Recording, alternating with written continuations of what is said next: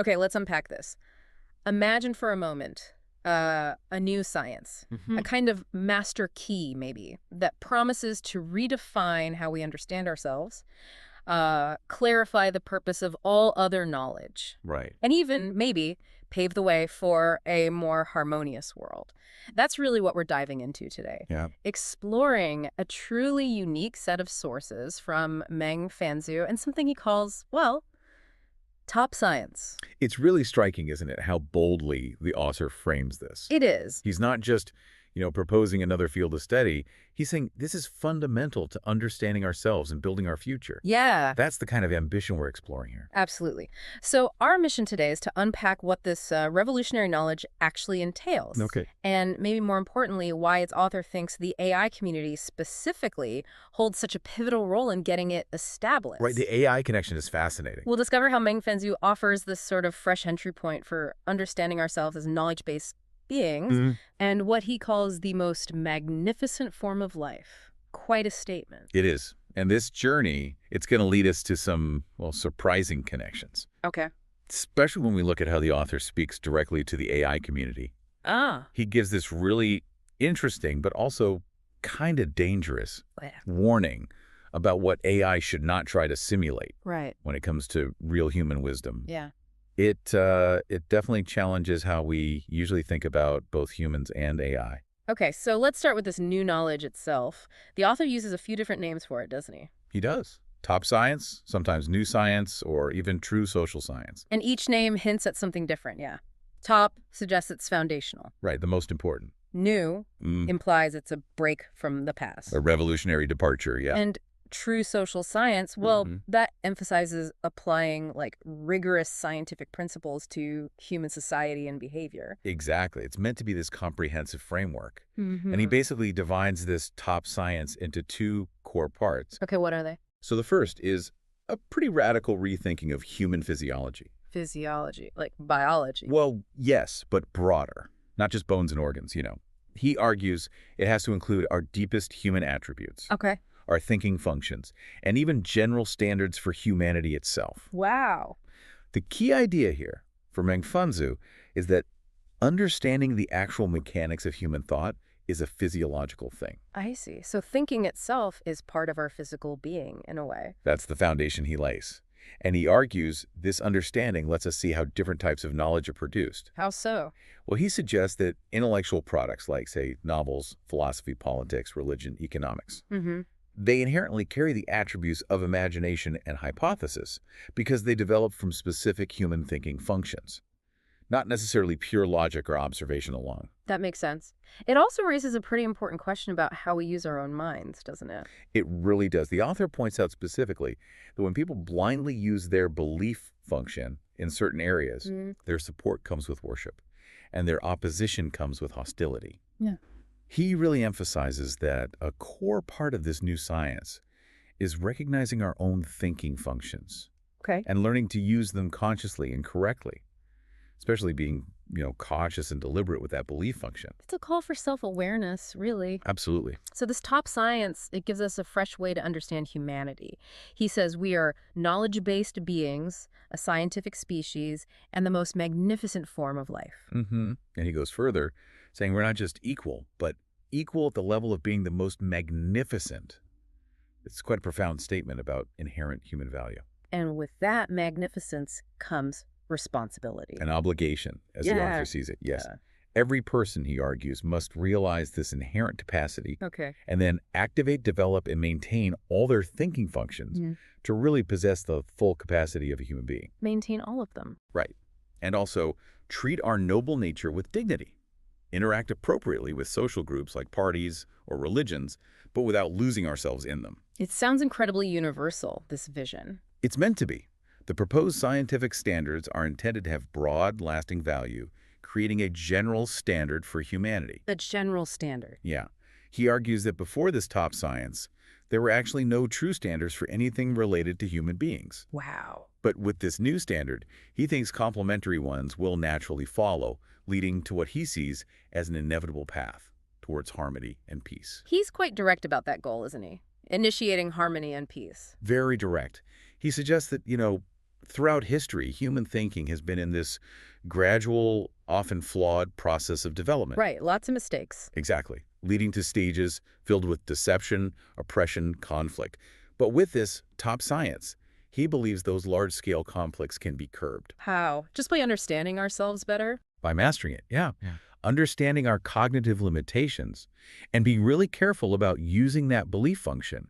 He thinks people will then naturally achieve harmony and peace. He even suggests something pretty radical for long-standing problems, like social systems. Ah, yes. That there's actually only one uniquely correct direction. One correct direction for society. That's bold. It is.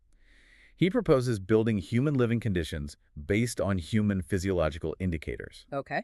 creating what he calls a heaven on earth, or a scientific social system. That is a very strong claim. How does he justify this idea of a single correct path when history is full of diverse social experiments? Well, he states pretty explicitly that the whole idea of social system diversification isn't, in his view, a scientific conclusion, Okay. and that existing systems, across different nations have serious flaws. Right. But does that mean revolution? No, interestingly, he emphasizes this doesn't require violent revolution, just adjustments. Adjustments in the right direction. Exactly. And he believes this top science provides the blueprint, the guide for those adjustments. Okay, so we've laid out the huge scope of this top science, from redefining our biology almost to setting universal standards, aiming for peace. It's ambitious. Very. Now, this is where it takes that really intriguing turn you mentioned earlier. The author specifically addresses the AI community. Yes, this is crucial. He expresses this strong conviction that AI folks. Yeah, the AI professionals, with their clear minds, their well-developed logical functions, he thinks they're uniquely positioned to accept and act on this new science. To become its founders. Or its first-generation experts, yeah. He sees them as key. Why them specifically? Well, he traces AI research back to Turing, acknowledges all the amazing progress. Deep algorithms, art generation, music, even simulating emotions. Right, all that. It's undeniably impressive. Yeah. But he urges AI professionals to think about two crucial issues. Okay, what are those? The first is, basically, don't buy into the hype too much. He argues that current AI mostly relies on, super fast searching, calculating, combining huge amounts of existing factual knowledge. Faster and more accurate than humans, sure. Right. But he says this kind of work, essentially, it began with a calculator. It's processing, not wisdom. Okay, issue 1, manage the hype. What's number 2? Number 2 is that AI professionals need to really understand what human intelligence is. Right. To grasp what artificial intelligence actually is. You can't build a true imitation if you don't understand the original. So he's drawing a really clear line between what AI can do now and what he calls true human wisdom. A very clear line. He clarifies that AI excels at processing certain knowledge and certain information, established facts, data sets, patterns. Like weather patterns, medical literature. Exactly. Right. Crunching that stuff incredibly fast.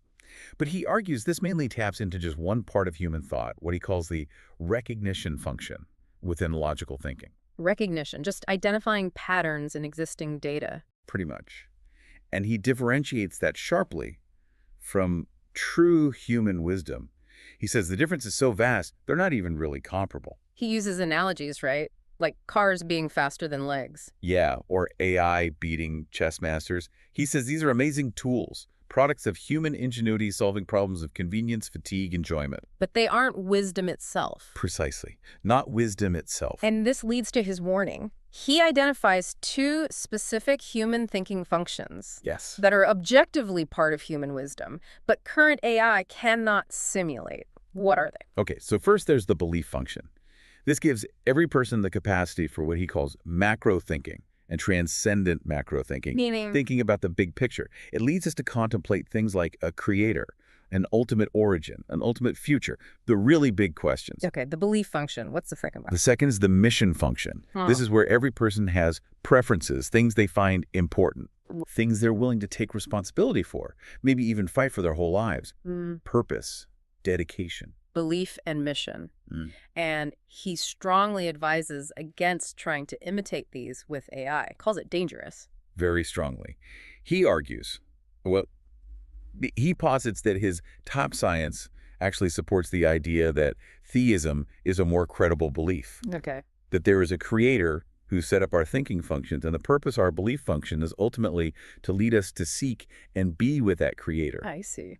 And he argues that historically, people have kind of spontaneously and blindly created countless gods, religions, sometimes absurdities. Using the thread of a spider's web, given by the creator, as he puts it. Exactly. These intellectual products, he says, aren't all harmful, but they are flawed or imperfect because they weren't based on this top science. So his worry about AI. His concern is that if AI professionals, with their powerful tools, were to try and create religious theories, they can probably easily create systems that seem better than existing ones, more logically coherent maybe. But they would still be flawed because they aren't stemming from true understanding, and potentially even more dangerous because of their seeming perfection.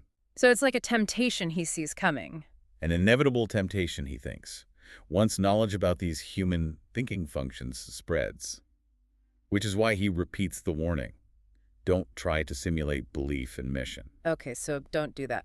What is his invitation to the AI community then? Instead, he specifically invites them to first analyze human thinking functions. Understand humans first. Deeply understand humanity itself, yes. And then use this knowledge to help build better human living conditions. Apply the understanding to the real world. Right. He suggests they have the ability, for example, to refute existing religious or political theories based on this new science. Okay. To show why ideas about, say, building a heaven on earth through purely human effort might be considered nonsense in light of this science, and to understand the true meaning and implications of improving human living conditions based on our actual nature. And he concludes by saying he really believes the AI community, because they're maybe less corrupted by traditional biases. And then corrupted, yeah. That they're ready to rise to this challenge, Yeah. to lead humanity out of conflict. Towards a qualitative leap, physically and mentally. And a transformation of society itself. It's a huge vote of confidence. And a pretty daunting challenge, absolutely. So we've really taken a deep dive here into this concept of top science. We've explored its two core parts, understanding our thinking, applying it to how we live. Understanding and building. We've seen its ambitious goal, harmony, peace, based on a general standard for humanity. Right. And we've critically looked at its unique view on AI, its limits compared to human wisdom, and that specific warning. Connecting this to the bigger picture, what's really fascinating, I think, is that bold assertion we talked about. The one correct path. Yeah, that current social systems has serious flaws, and that there's only one uniquely correct direction for human living conditions based on our physiology. It really raises a big question, doesn't it? It does. Yeah. What responsibility does humanity have, especially those, like, at the forefront of technology? Like the AI community he addresses. Exactly. What responsibility do we have in understanding and maybe actively building truly scientific social systems, instead of just letting things evolve, haphazardly? So, thinking about the listener now, what does all this mean for you? The author suggests every single person has this obligation. The obligation tied to magnificence. To realize their inherent magnificence and to activate, develop, maintain all their thinking functions, to be fully human, essentially. Right. So here's a thought, maybe mull over. How might consciously recognizing your own thinking functions, especially being cautious and deliberate, like he says, with your belief function, how might that lead to greater harmony, not just out in the world, but maybe in your own life first?